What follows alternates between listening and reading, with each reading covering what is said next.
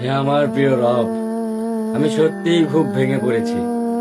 ভেঙে ভেঙে কেমন যেন এক অস্থির মানুষ হয়ে গেছি।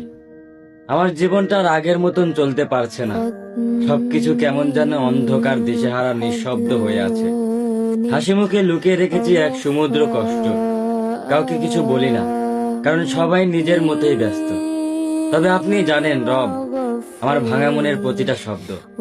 আপনি তো ভালো করেই জানেন আমি কতটা অসহায়। হে আমার রব, আমি আর পারছি না।